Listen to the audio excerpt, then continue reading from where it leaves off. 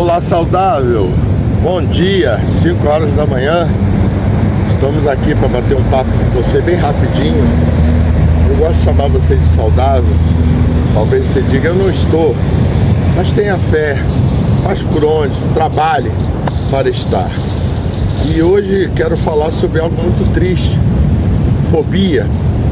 A palavra fobia vem do grego, phobos, né? Medo, repulsa, resistência. E a gente ouviu falar há muitos anos, né? De uns 20 anos para cá, 10 anos, virou até crime, da homofobia. Existe uma outra fobia que até acham que por eu trabalhar com emagrecimento, eu seja uma pessoa assim. Evidentemente que quando eu chego no ambiente eu faço uma leitura. Faço uma leitura em alguns estabelecimentos, porque as profissões ali são mais propensas à obesidade. Faço uma leitura numa região, por exemplo, o Leblon tem poucos obesos comparado a uma comunidade pobre. E o que tem a ver isso? Tem a ver com acesso a nutricionistas, academia, informação, tem a ver com poder aquisitivo, porque evidentemente fazer um sacolão sai por X e comprar um biscoito recheado sai por Y.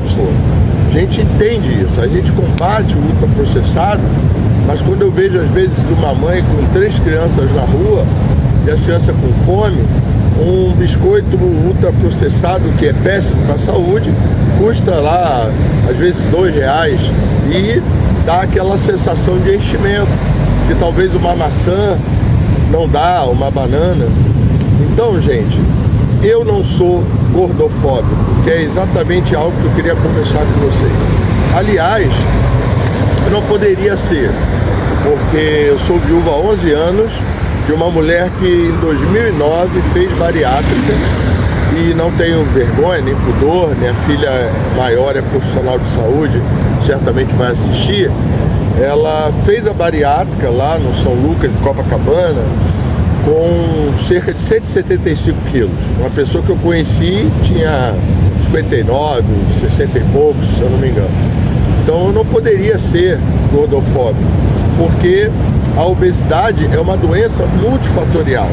Evidentemente que ela é uma doença crônica não transmissível, pelo menos por vírus, por bactéria, mas é sim por hábitos de vida, por orientação, ela se transmite. Mas a ciência chama a obesidade de uma doença crônica, não transmissível. Assim como a diabetes tipo 2. Rapidamente é uma confusão muito grande. Conheci uma jovem uma vez, que era obesa, e ela sempre dizia, toda a minha família é obesa e é diabética. Eu herdei a diabetes da minha família. E eu perguntei a ela, mas você usava medicamentos quando criança? Ela, não. Então você não herdou geneticamente a diabetes. Você não tem diabetes tipo 1. Porque a diabetes tipo 1, desde criancinha, tem que tomar remédio, né? Tem que tomar insulina, etc. Mas a diabetes 2 é uma doença crônica não transmissível, adquirida pelos hábitos de vida, né? Então, queridos, nós temos que entender que a própria dislipidemia ou colesterol descompensado são doenças crônicas não transmissíveis que estão matando a sociedade. E a doença a obesidade, que é a doença, porque tem CID, é o Código Internacional de Doenças, é uma doença gerada por várias questões, inclusive metabólicas, sim, porque a questão não é tendência, a questão do hipertiroidismo, hipotiroidismo, a questão da tiroide, a questão de outros órgãos que favorecem a obesidade. E 30%, mais ou menos, segundo a ciência, é da nossa genética, a propensão.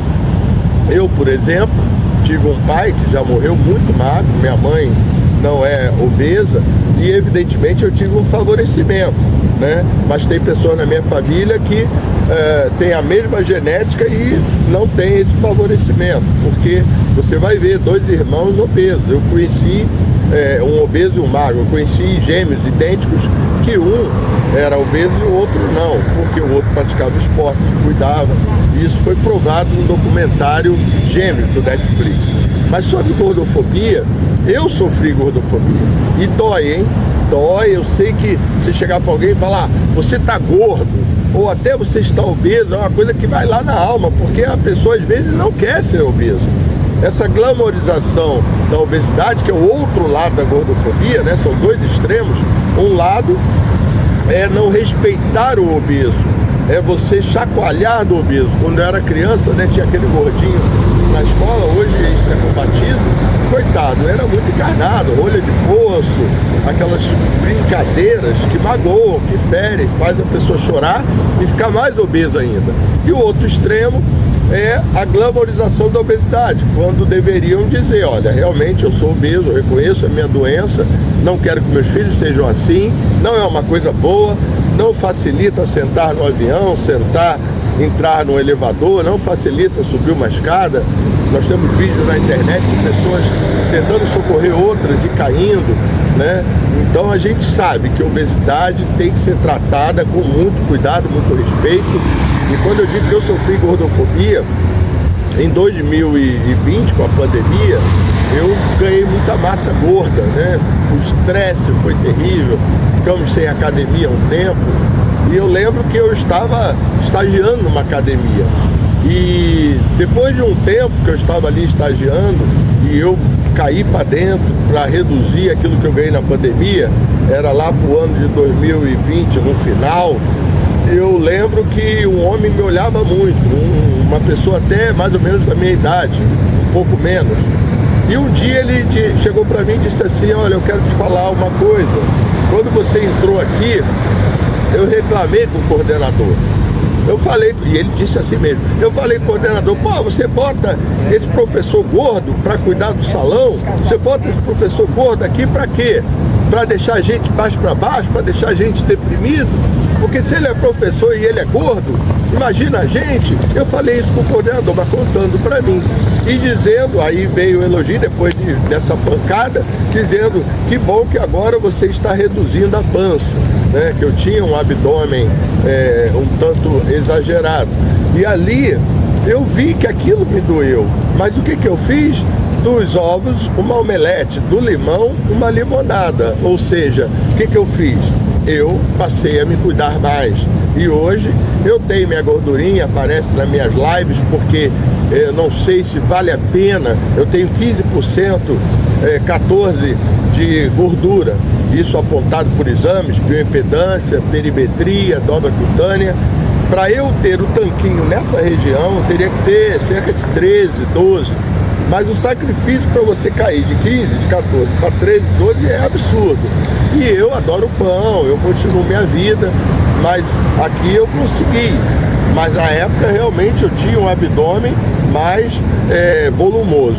E isso dói, então muito cuidado quando você chegar para alguém e der essa pancada, porque não adianta. Às vezes a pessoa vai comer compulsivamente depois de ouvir uma palavra negativa. E se você quiser saber mais sobre isso, no meu site eu tenho alguns vídeos explicando sobre o processo do emagrecimento. Eu não trabalho muito com emagrecimento. Na verdade, hoje em dia eu não tenho um aluno obeso que eu esteja tratando. Por quê?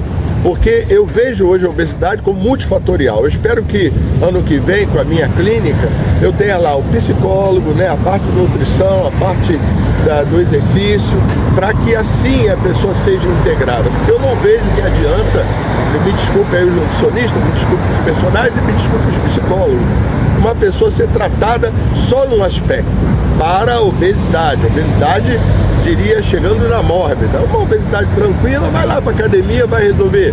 Uma obesidade tranquila, vai lá no Nutri, faz uma boa dietoterapia, um acompanhamento, ok. Vai no psicólogo, trabalha a sua mente, ok.